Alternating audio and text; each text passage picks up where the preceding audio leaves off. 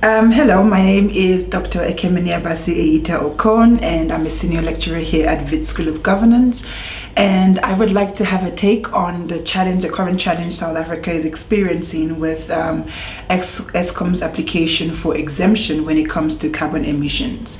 And I am fully aware that this is a controversial topic because it definitely pits economics, environment, and the well-being of people. And this has always been a murky water for government, especially in relation to global conditions in terms of the Paris Agreement and Climate Change Act, and South Africa being at the forefront of the just energy transition. And of course, it creates a little bit of a tumbling waters for South Africa. But at the moment, where do we sit? So Eskom has applied for exemption from the minimum emission standard, the 2010 minimum emission standard, asking for exemption for, I think, 8 of its power plant. And the idea behind this request is to give Eskom some time to, modernize itself, retrofit with technologies, for instance, the flue gas desulfurization that would allow for a reduction in emissions, but also give it time to start incorporating technologies for green transition, which South Africa, as I mentioned, has been at the forefront of it. And the truth is, time is needed. Time, money, capacity is needed to achieve all of this goal. And while we have different interests at play, we've got climate activists, environmentalists, environmental lawyers. On the other side, you've got people from the historical mineral energy complex and those who are part of the value chain. And as we know, coal has always been the mainstay of South Africa's economy, especially when it comes to energy security. And so at this time, in this age where on the one hand, we are collectively as a global force, we are looking at efforts to reduce carbon emissions to ideally 2 or 1.5 degrees Celsius. Every country is required to pull their weight. At the moment, as I said, South Africa is committed to doing that, but what would be the cost for South Africa? It means it has to rethink how it does energy security, which means rethink how it does economics, which means rethink how it provides energy for domestic consumption, but also it exports coal. So how does it make up for that income that came in through exports? So at the moment, we are sitting on dicey waters where Eskom has asked for exemption, and the Minister of Forestries and Fisheries and the Environment has granted Eskom the exemption. For some plants, they have a 5-year exemption up until 2030. For some plants, they have longer, up until 2034, where they will actually be decommissioned. And what this does is give Eskom time to rethink its plans while addressing energy insecurity in South Africa and also incorporating green technologies that would allow for full green transition by the deadline. But this is not just an exemption just because. There are certain stringent conditions that the minister or the department has attached to this exemption. One of them is that Eskom has to ensure that it provides some sort of health intervention for communities that will be implicated.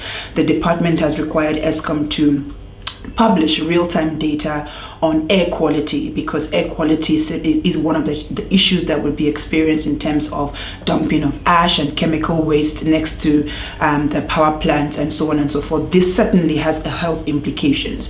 And so there are stringent measures, socioeconomic measures in terms of ensuring that it supports, I think, about 96,000 households, and also provide constant reporting at the end of March every year to show the progress that it has made in incorporating green energy technologies in moving towards a carbon-free energy security in South Africa. So these are stringent measures, and I think what we currently having an issue is does Eskom have the capacity to deliver on this mandate?